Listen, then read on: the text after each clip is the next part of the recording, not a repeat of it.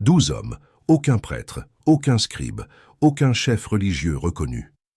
Jésus de Nazareth regarda des pécheurs aux mains calleuses, un collecteur d'impôts haï par son propre peuple, un zélote qui portait en lui la haine contre Rome, et dit « Vous allez changer le monde ». 3 ans plus tard, 11 d'entre eux se tairaient par peur de mourir. 50 jours plus tard, ils affrontèrent des empires. Ce qui s'est passé entre ces deux moments est l'une des histoires les plus mal racontées de la Bible. La Galilée du 1er siècle n'était pas un lieu de prestige. Les Juifs de Judée regardaient les Galiléens avec mépris. L'accent était grossier, la culture était mêlée d'influences païennes, et la région se trouvait à plus de 140 km de Jérusalem, assez loin pour être considérée comme un territoire de seconde classe. Lorsque Nathanaël entendit parler de Jésus pour la première fois, sa réaction fut automatique. Peut-il venir quelque chose de bon de Nazareth? La question n'était pas rhétorique, c'était un préjugé géographique. Nazareth était un village si insignifiant qu'il n'apparaît dans aucun texte de l'Ancien Testament, dans aucun écrit de Joseph, dans aucun document rabbinique de l'époque. Une population estimée à 400 personnes vivant dans des maisons creusées dans la roche calcaire. C'est là que Jésus a grandi, et c'est de tels endroits qu'il a choisi ses représentants. Avant de commencer, écrivez dans les commentaires d'où vous regardez. Laissez votre like, abonnez-vous à la chaîne et activez la cloche. Nous continuons. Pensez au décor. L'Empire romain dominait tout le monde méditerranéen avec une machine militaire de plus de 300 000 soldats.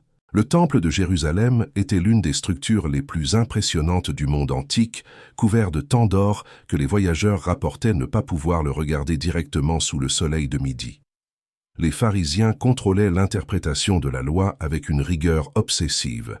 613 règles dérivées de la Torah qui dictaient chaque aspect de la vie. Les Sadducéens dominaient la politique religieuse et maintenaient des accords délicats avec Rome. C'était cela le système. Consolidé, puissant, inébranlable. Et Jésus ignora tout cela. Au lieu de recruter parmi les diplômés des écoles rabbiniques de Hillel ou de Shamaï, il se dirigea vers la mer de Galilée. Le lac mesurait environ 21 km de long sur 13 de large, et ses eaux soutenaient une industrie de la pêche qui nourrissait toute la région. Des bateaux en bois d'environ 8 mètres de long naviguaient en groupe pendant la nuit, lorsque les poissons remontaient à la surface. Le travail était brutal. Les pêcheurs jetaient des filets qui pesaient des dizaines de kilos lorsqu'ils étaient mouillés, tiraient à la force des bras, triaient la pêche, réparaient l'équipement et recommençaient tout la nuit suivante. Pierre, André, Jacques et Jean connaissaient ce cycle depuis l'enfance. Leurs mains avaient des cales sur des cales. Leur corps portait l'odeur du poisson qu'aucun lavage n'enlevait complètement. C'étaient des hommes pragmatiques, habitués à l'échec des nuits sans pêche et à la joie des filets pleins. Ils n'avaient aucune formation théologique, ils n'avaient aucune connexion politique, ils n'avaient rien qui les qualifiât pour diriger un mouvement religieux. Jésus les appela malgré tout. L'évangile de Marc rapporte la scène avec une économie de mots qui cache la radicalité du moment. « Venez à ma suite, et je vous ferai pêcheurs d'hommes. » Immédiatement, ils laissèrent les filets et le suivirent. Immédiatement. Le mot grec est uti, et Marc l'utilise 42 fois dans son évangile pour créer un sentiment d'urgence constante. Mais considérez ce que cet immédiatement signifiait en pratique. Pierre était marié. Nous le savons parce que Jésus a guéri sa belle-mère à Capharnaüm. Jacques et Jean travaillaient avec leur père, Zébédée, dans une entreprise familiale qui comprenait des employés. Ils n'étaient pas misérables. Ils avaient une structure, des responsabilités, des engagements. Et ils ont tout quitté sur la base d'une phrase d'un charpentier de Nazareth qu'ils connaissaient à peine. La tradition postérieure a tenté d'adoucir cette folie. Certains érudits suggère que les pêcheurs connaissaient déjà Jésus lors de rencontres précédentes, que la décision fut moins impulsive qu'il n'y paraît. Peut-être. Mais même s'il y avait une familiarité préalable, le fait demeure. Des hommes adultes, avec des familles et des affaires, ont abandonné leur source de subsistance pour suivre un prédicateur itinérant sans salaire, sans siège, sans garantie de rien. Le risque était total. Matthieu représente un autre type de scandale. Les évangiles le présentent assis au bureau de douane à Capharnaüm quand Jésus passe et dit simplement « Suis-moi ».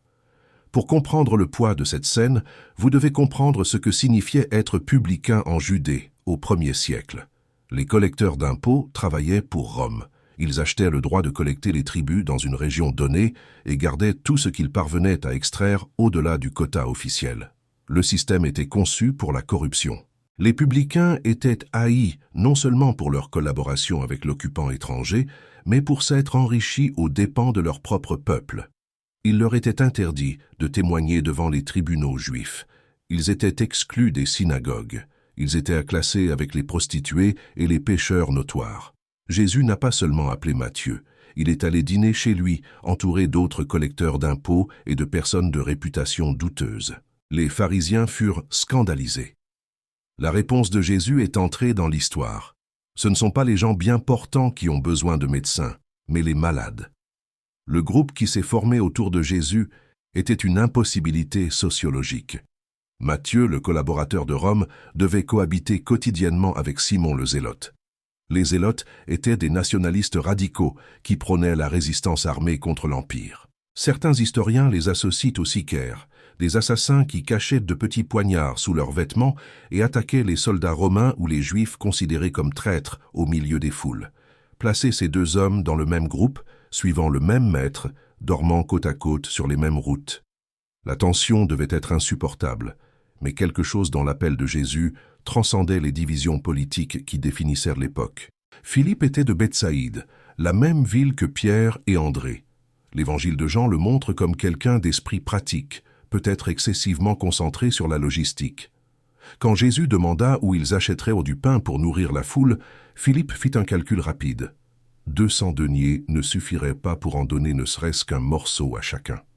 Un denier était le salaire d'une journée de travail. Philippe disait que 8 mois de salaire ne résoudrait pas le problème. Il regardait l'impossibilité. Jésus regardait 5 pains et 2 poissons. La multiplication qui suivit nourrit plus de 5000 hommes, sans compter les femmes et les enfants. Il resta 12 corbeilles, une pour chaque apôtre à porter. Comme si Jésus voulait qu'ils ressentent le poids du miracle que leurs esprits limités ne parvenaient pas à concevoir. Nathanaël, également appelé Barthélemy, était le sceptique initial devenu croyant convaincu. Jésus l'a vu sous le figuier avant de lui être présenté, un détail apparemment trivial qui provoqua chez Nathanaël une confession immédiate. « Tu es le Fils de Dieu, tu es le roi d'Israël. » Quelque chose dans ce moment de reconnaissance surnaturelle brisa toutes ses objections. L'homme qui doutait que quelque chose de bon pût venir de Nazareth devint l'un des 12 qui donneraient leur vie pour le message d'un Nazaréen. Thomas est entré dans l'histoire comme celui qui a douté, mais cette réduction est profondément injuste. Quand Jésus décida de retourner en Judée pour ressusciter Lazare, les disciples tentèrent de l'en dissuader. Les Juifs venaient de tenter de le lapider. Revenir était un suicide. Thomas dit alors aux autres, « Allons-y, nous aussi, pour mourir avec lui. » Ce n'est pas la parole d'un lâche ou d'un sceptique superficiel, c'est une loyauté radicale. Thomas était prêt à mourir aux côtés de Jésus bien avant la croix. Son doute ultérieur, l'exigence de toucher les plaies du ressuscité, venait d'un homme qui aimait profondément et qui avait vu ses rêves être cloués sur une croix. Le doute de Thomas était un deuil, non du cynisme. Jacques, fils d'Alphée, est l'un des apôtres sur lesquels nous en savons le moins. Parfois appelé Jacques le mineur pour le distinguer du fils de Zébédée, il n'apparaît que dans les listes apostoliques et dans pratiquement aucune scène individuelle des évangiles. Le silence des Écritures à son sujet est presque total. Mais ce silence porte sa propre signification. Jésus n'a pas choisi seulement des personnalités marquantes. Il a aussi choisi les obscurs, ceux qui travailleraient loin des projecteurs, ceux qui serviraient sans reconnaissance. L'histoire de l'Église a été construite autant par les noms dont nous nous souvenons que par ceux que nous oublions.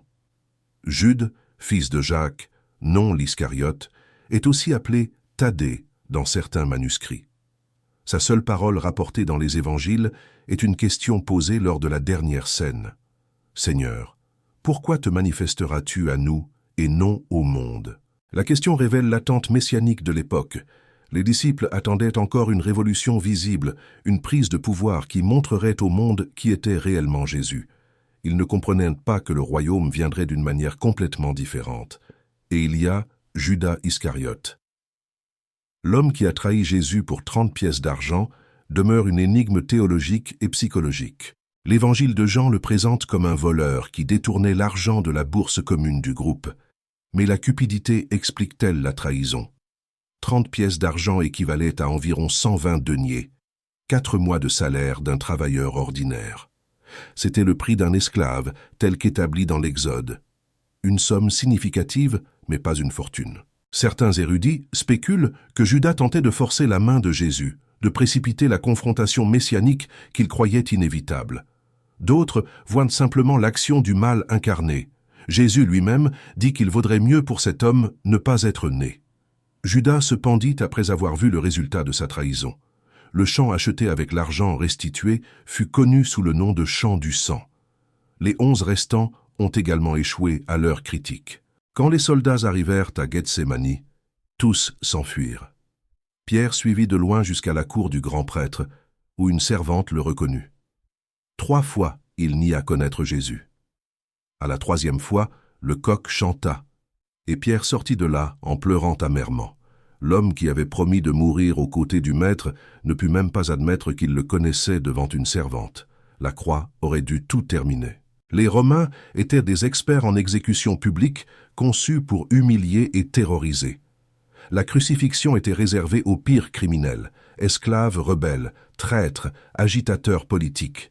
La victime était exposée nue, clouée ou attachée à une structure en bois et laissée pour mourir lentement d'asphyxie, d'épuisement ou de choc. Le processus pouvait durer des jours. Jésus mourut en environ 6 heures, un temps relativement court qui surprit Pilate lorsque Joseph d'Arimathie demanda le corps. Les disciples se cachèrent. Le rêve était fini. Le Messie était mort. 3 jours plus tard, tout changea. Le récit de la résurrection varie dans les détails entre les évangiles, mais le noyau est cohérent. Le tombeau était vide et Jésus apparut vivant à ses disciples. D'abord aux femmes, puis à Pierre, puis aux 12 réunis. À Thomas, qui toucha les plaies. À plus de 500 personnes à la fois, comme Paul le rapporte dans la première aux Corinthiens. Pendant 40 jours, Jésus apparut à plusieurs reprises, mangea avec eux, enseigna sur le royaume, les prépara pour ce qui allait venir. Ensuite, il monta. Les apôtres reçurent un ordre.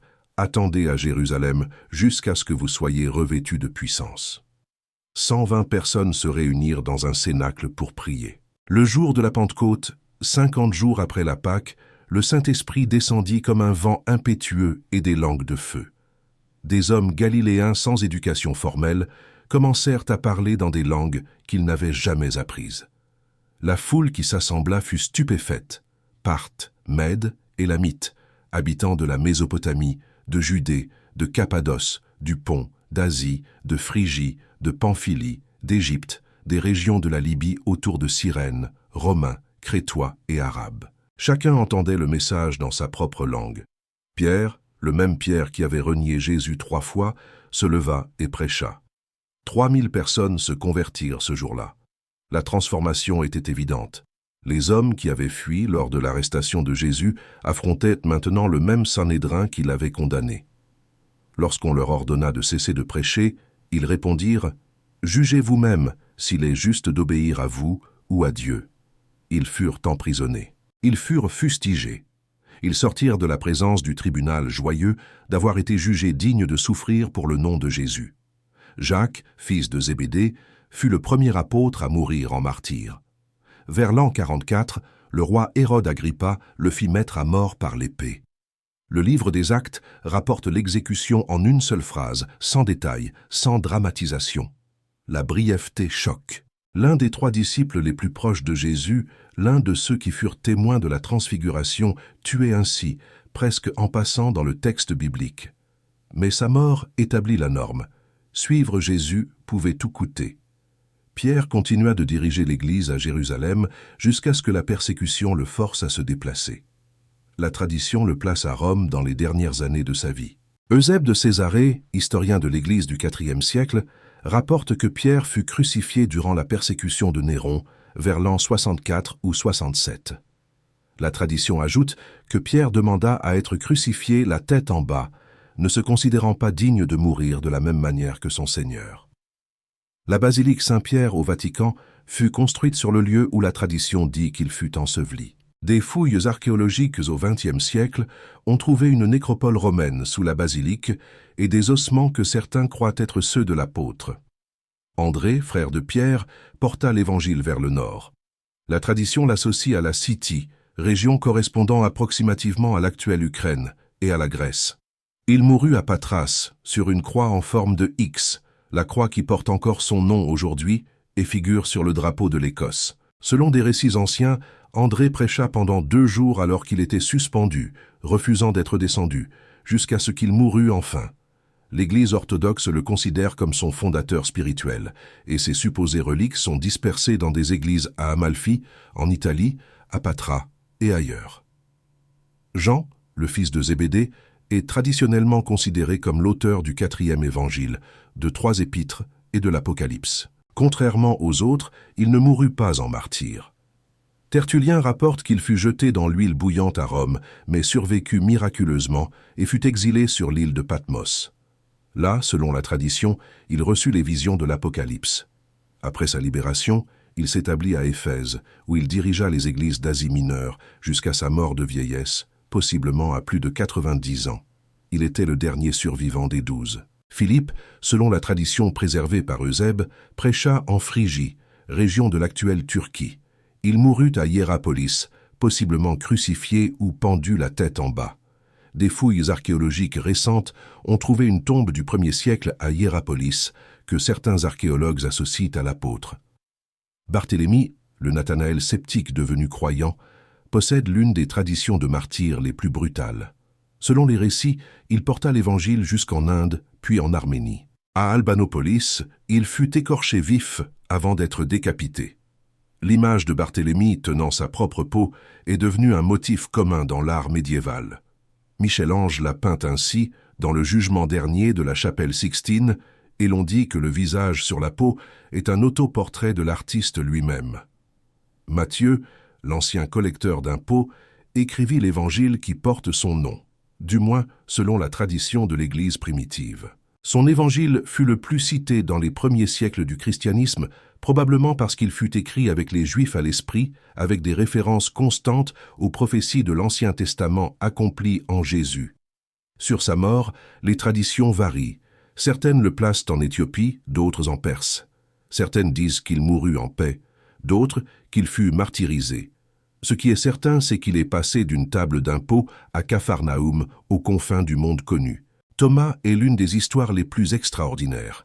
La tradition syriaque l'envoie vers l'Est, bien au-delà des frontières de l'Empire romain. Il serait arrivé en Inde vers l'an 52, établissant des communautés chrétiennes sur la côte de Malabar, au sud-ouest du sous-continent. Les chrétiens de saint Thomas existent encore aujourd'hui, une communauté qui trace son origine directement jusqu'à l'apôtre, plus de 1900 ans avant qu'un missionnaire européen n'arrive dans la région. Thomas aurait été martyrisé près de Chennai, au sud-est de l'Inde, transpercé par des lances alors qu'il priait. La cathédrale Saint-Thomas, construite sur son supposé tombeau, est l'un des lieux de pèlerinage les plus anciens de la chrétienté. Simon le Zélote prêcha possiblement en Perse, avec Jude Thaddée. Selon la tradition, les deux furent martyrisés ensemble en Perse, Simon scié en 2, Jude tué à coups de hache. D'autres traditions placent Simon en Bretagne ou en Afrique du Nord. Ce qui demeure est le contraste. Un homme qui avait consacré sa vie à la violence contre Rome mourut comme un martyr pacifique pour une foi qui transcendait les nationalismes. Jacques, fils d'Alphée, l'apôtre silencieux des évangiles, demeure obscur également dans la tradition postérieure. Certaines sources l'identifient à Jacques le Mineur, mentionné dans Marc. D'autres le distinguent complètement. Son martyre aurait eu lieu en Égypte ou en Perse, mais les détails sont incohérents. Il représente tous les chrétiens anonymes qui ont servi fidèlement sans laisser de grandes traces dans les registres historiques. Jude Thaddée est vénéré jusqu'à aujourd'hui comme le saint des causes impossibles. La dévotion populaire a transformé l'apôtre obscur en intercesseur pour les situations désespérées. Selon la tradition, il prêcha en Mésopotamie, en Syrie, en Arménie et en Perse. Sa mort aux côtés de Simon en Perse est célébrée par l'Église catholique le 28 octobre. La place de Judas Iscariote fut occupée par Matthias, choisi par tirage au sort entre deux candidats qui avaient accompagné Jésus depuis le baptême de Jean. Sur Matthias, presque rien d'autre n'est rapporté. Certaines traditions le placent en Éthiopie, d'autres dans la région de la mer Caspienne. Il complète le nombre 12, puis disparaît de l'histoire connue. 12 hommes envoyés dans un monde qui ne voulait pas d'eux. Ils n'avaient pas d'armée, ils n'avaient pas de richesse, ils n'avaient pas de soutien politique. Ils n'avaient qu'un message: Jésus de Nazareth, crucifié sous Ponce Pilate et ressuscité des morts. Dieu l'a fait Seigneur et Christ. Repentez-vous, croyez. Ce message fut prêché en araméen dans les rues de Jérusalem. Il fut traduit en grec sur les marchés d'Antioche et d'Éphèse. Il résonna en latin dans les catacombes de Rome. Il traversa les déserts jusqu'en Perse. Il navigua jusqu'en Inde. Il atteignit, selon certaines traditions, jusqu'à l'Espagne et les îles britanniques. En 3 siècles, l'empire qui avait crucifié Jésus s'inclinerait devant sa croix. Le coup fut immense. Presque tous les apôtres moururent violemment. Leurs familles subirent la persécution. Leurs communautés affrontèrent les prisons, les tortures, les exécutions publiques. Néron illumina ses jardins avec des chrétiens en flammes. Domitien exigea une adoration divine et exécuta ceux qui refusaient. Trajan, Dès, Dioclétien, empereur après empereur, tenta d'éliminer la foi que ces 12 pécheurs et collecteurs d'impôts avaient propagée. Ils n'y parvinrent pas. Jésus n'a pas choisi les qualifiés. Il a choisi les disponibles et les a qualifiés en chemin. Pierre a renié 3 fois et est devenu le roc. Thomas a douté publiquement et a ensuite voyagé plus loin que tous les autres pour prêcher. Matthieu était méprisé par sa propre nation et a écrit l'évangile le plus lu par les Juifs convertis. Le schéma se répète, la faiblesse transformée, non la faiblesse cachée. La tradition raconte que Jean, le seul qui ne mourut pas en martyr, vécut jusqu'à 90 ans. Lorsqu'il ne pouvait plus marcher, ses disciples le portaient jusqu'aux réunions de l'Église à Éphèse. Et il répétait toujours la même phrase. « Petits enfants, aimez-vous les uns les autres. » On lui demanda pourquoi il ne disait que cela. Il répondit « Parce que c'est le commandement du Seigneur, et si seulement cela est fait, c'est assez. » 12 hommes imparfaits. Un message qui a traversé les siècles. Le même Jésus qui les a appelés continue d'appeler. La question n'a jamais été de savoir si vous en êtes capable. La question est de savoir si vous êtes disposé.